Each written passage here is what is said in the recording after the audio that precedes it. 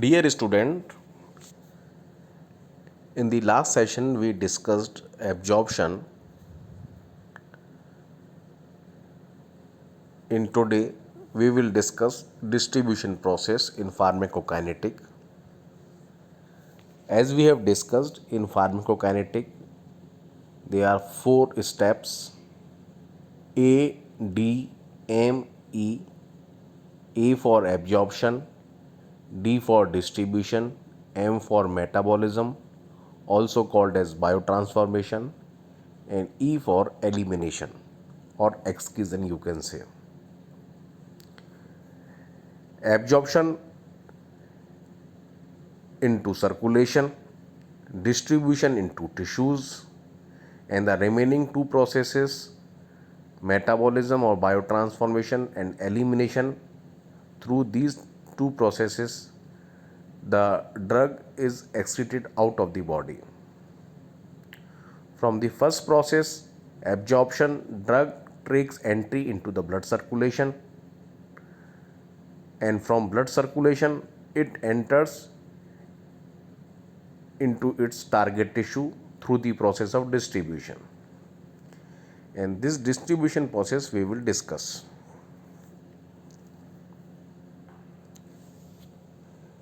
Through the process of absorption, drug takes entry into the blood circulation. What happens now in the blood circulation? In the circulatory reservoir, what happens there? In the blood circulation, in the blood vessels, there are plasma proteins.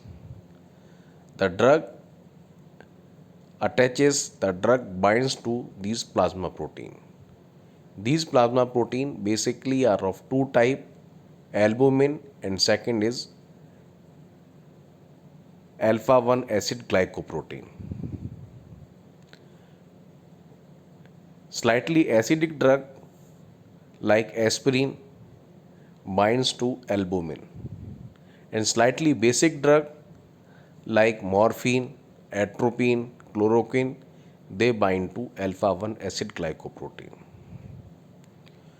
When these drug binds to plasma proteins and they form drug protein complex. This drug protein complex remains in equilibrium with the free drug. This free drug is free to enter inside the tissues, while the drug protein complex, because it is a large complex, it cannot enter into the tissues. Free drug enters in the free drug enters in the tissues, so the concentration of free drug in blood is reduced, so drug protein complex is dissociated to form free drug. So there is a dynamic equilibrium between the free drug and drug protein complex. When the concentration of free drug is reduced, the drug protein complex is dissociated to form free drug.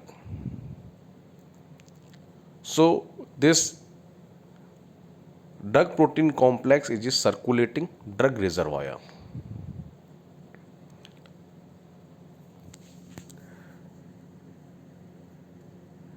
Extensive protein binding does not prevent the drug from reaching its site of action, but only it prolongs the drug availability and duration of action.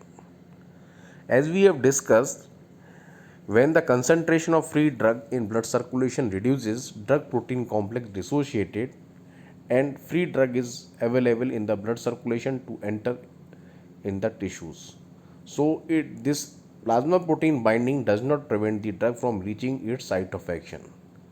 It only, because this drug protein complex is a reservoir, so it prolongs the drug availability and duration of action is also prolonged.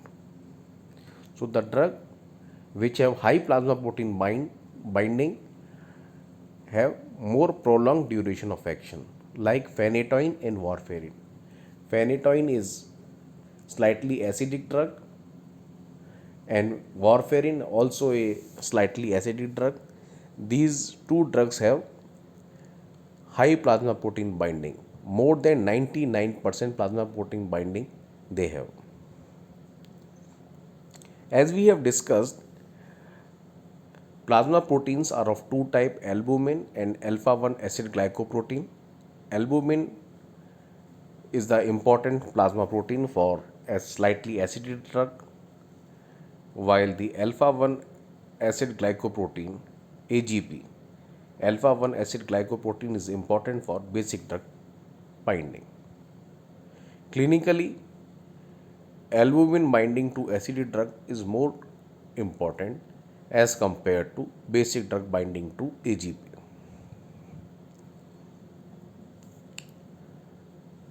Acidic drug bind to what plasma protein albumin more clinically significant way.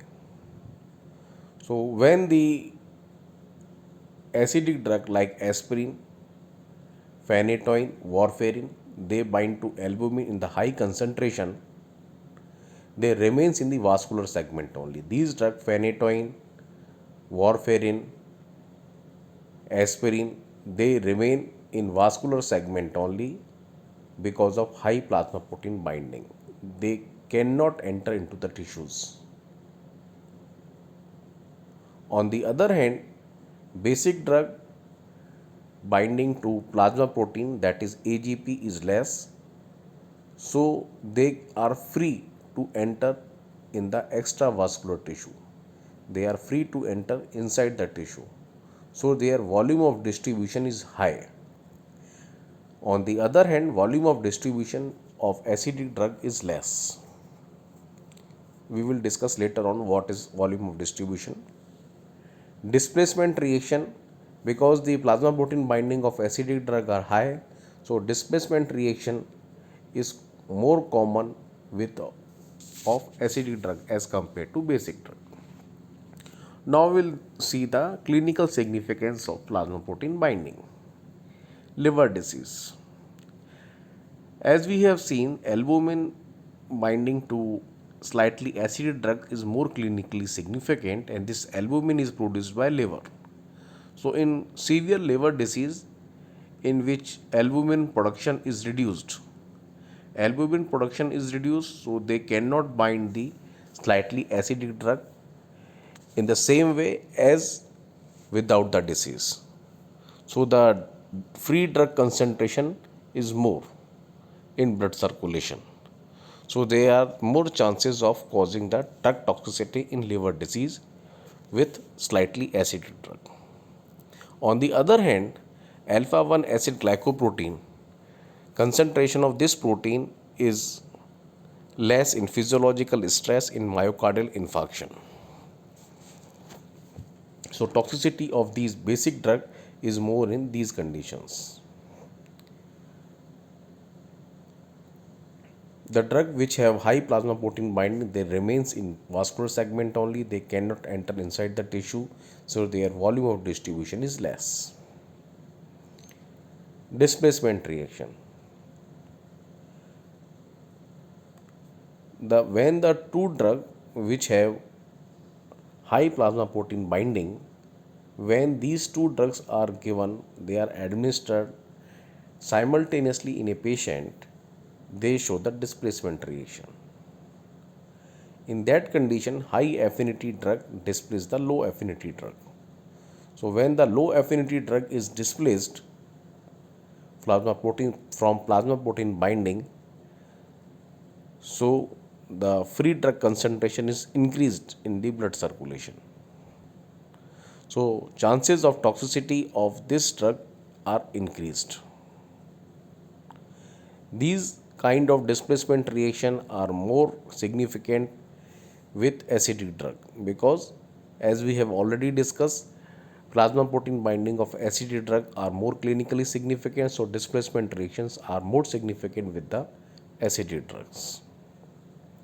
For example, phenytoin, aspirin, warfarin, these are slightly acidic drug. They bind to albumin and their plasma protein binding is high. So when these drugs are given simultaneously, their free drug concentration is increased in the blood circulation, so chances of toxicity is more. The same with sulfonamide and bilirubin. Sulfonamide displaces bilirubin from plasma protein binding, So free bilirubin concentration is increased with the high concentration of sulfonamide that is given simultaneously.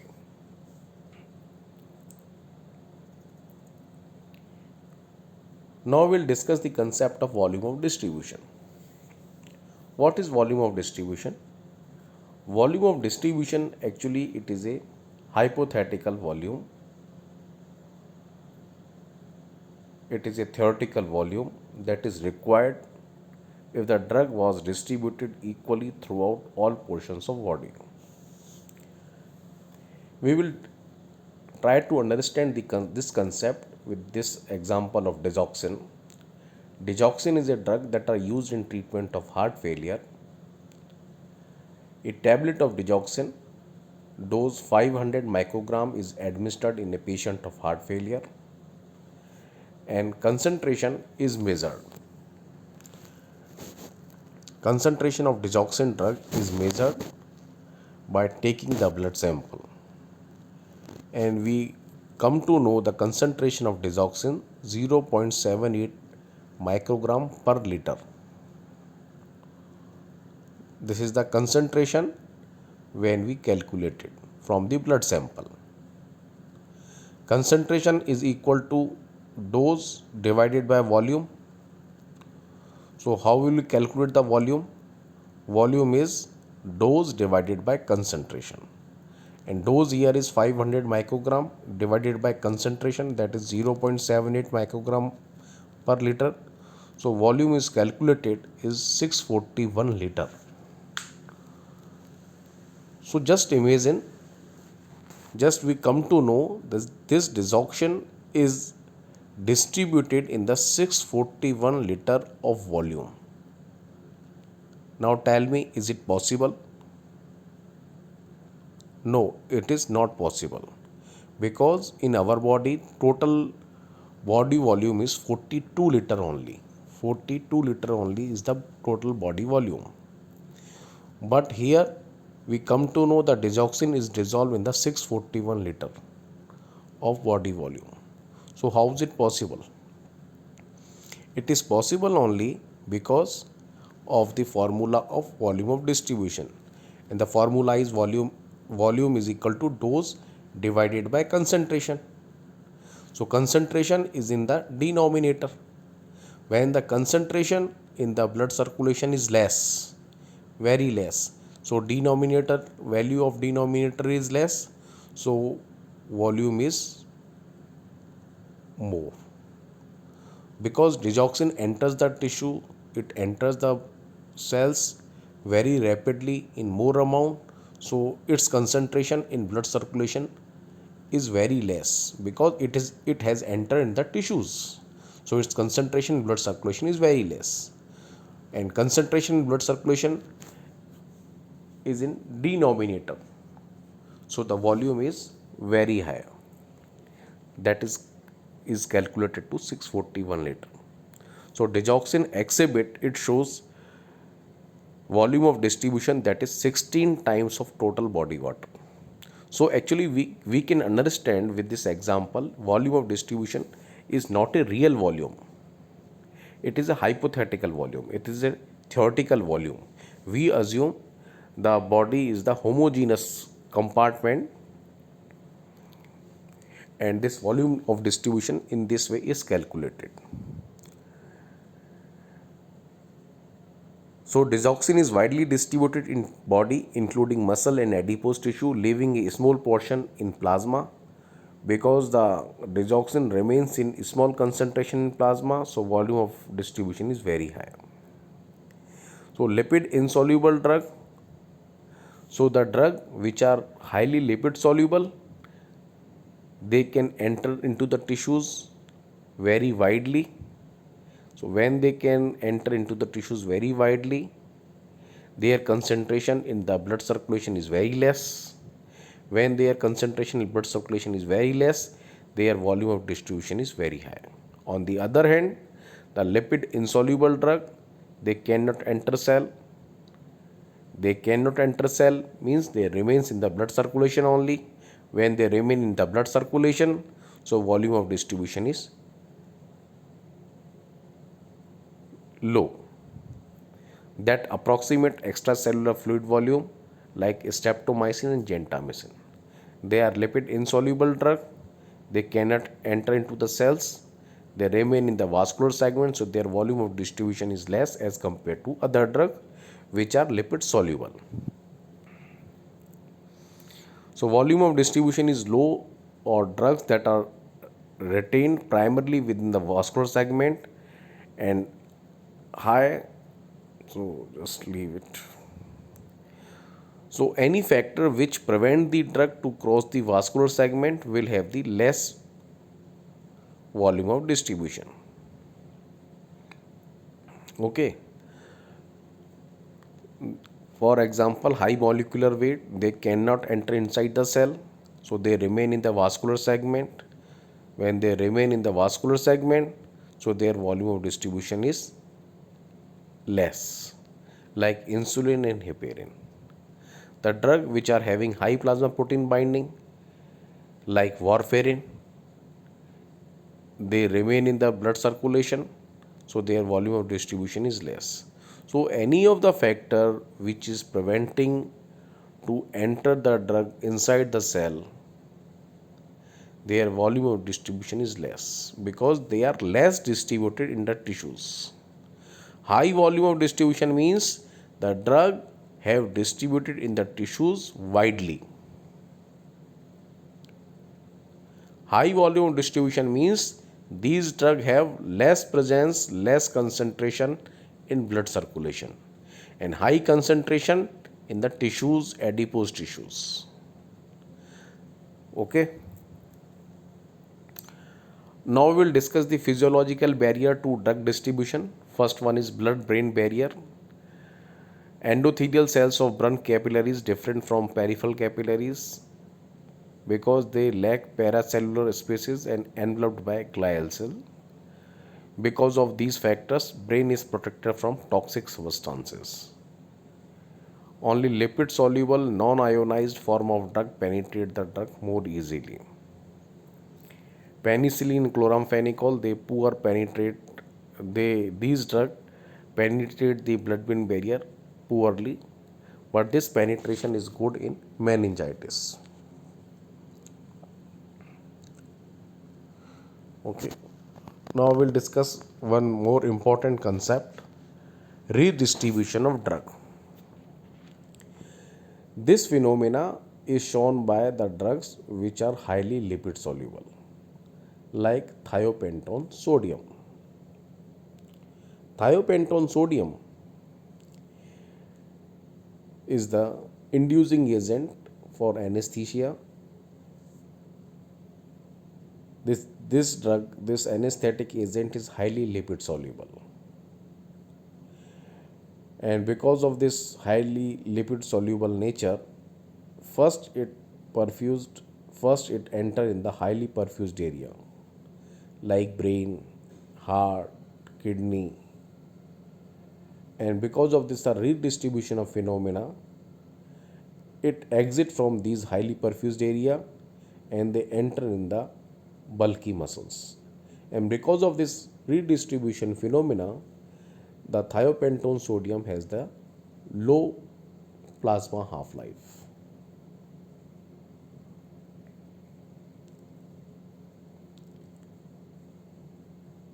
In some of the condition, the drug are stored in tissues. Because the drug are stored in the tissue, so their volume of distribution is high, their duration of action is also prolonged. For example, chloroquine is bound to retinal tissues.